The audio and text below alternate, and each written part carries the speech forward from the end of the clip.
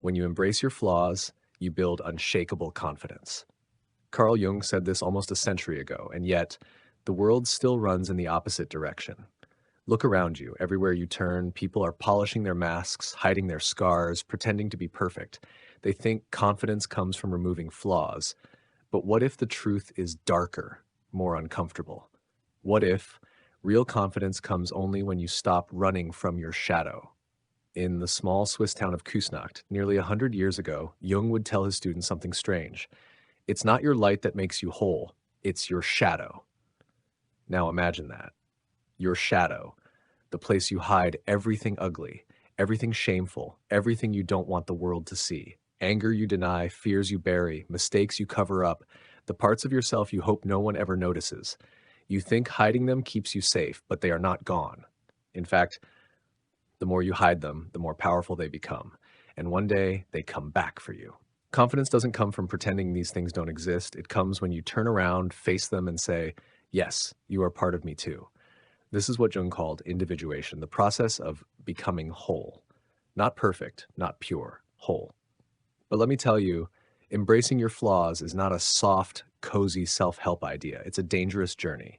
Because once you start, the old life you built on pretending starts to collapse.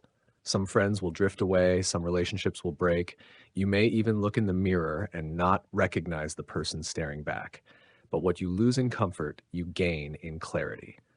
If you dare to see the truth behind your shadow, stay here. There's more to uncover. Subscribe, follow, because the journey we are about to take will shake the very ground you stand on. Let me tell you a story. Not from psychology textbooks, but from the old roads of the Middle East. There was a man named Ezra, a scholar who had memorized the law of Moses by heart. He was respected, admired, untouchable, but inside he was terrified.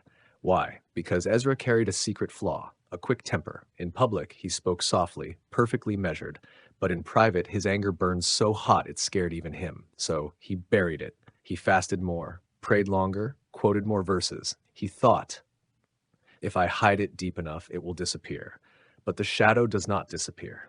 One day, during a public debate, a man accused him of hypocrisy. Ezra's mask cracked. In a moment of rage, he shouted, cursed, and stormed out. People gasped. His reputation collapsed overnight, and Ezra fled into the desert. It was there, alone, broken, stripped of every title, that he faced his shadow. He realized his anger was not evil. It was a signal, a messenger telling him where he had been wronged, where his boundaries had been crossed. The problem was never the anger. The problem was his fear of it. Ezra learned what Jung would later teach in Europe. What you resist persists. The more you run, the stronger it becomes. Ezra returned to the city, different, not flawless, not pretending, but honest. When he was angry, he said so, calmly, directly. People trusted him more, not less, because now he was real. This is the danger and the gift of embracing your flaws. You stop acting, and people can finally see the truth. Jung saw this over and over with his patients in Zurich. The young artist who pretended to be confident but secretly felt worthless until she faced the shadow of her own perfectionism. The businessman who seemed powerful but was driven by the hidden fear of being abandoned until he looked that fear in the eye. And here's the part nobody tells you. When you embrace your flaws, life will test you. You will be tempted to put the mask back on. You will meet people who only loved the fake you, and they will leave when they meet the real you. But you will also meet people who recognize your truth, and they will stay. That is why this journey is worth it. Not because it's easy, but because the life you gain is real. And if you're still here listening, subscribe, follow, because most people will never dare to walk this path. But you might be one of the few. So, what happens when you finally embrace your flaws? You stop apologizing for existing. You stop waiting for permission to be yourself. You stop letting the fear of judgment dictate your every move. This is what unshakable confidence feels like. It doesn't roar. It doesn't need to shout, look at me. It stands quiet, steady like a mountain, because there's nothing left to hide. Jung once said, the most terrifying thing is to accept oneself completely. And he was right, because when you do, the world loses its power over you. It cannot shame you because you have already looked at your shadow.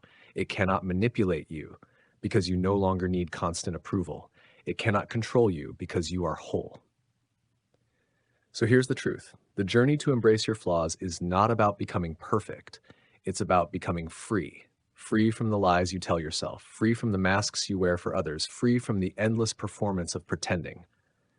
And maybe that's the most radical thing you can do in this world. If this has touched something deep inside you, don't keep it to yourself. Subscribe, follow, come back, because there are more shadows to face, more truths to uncover.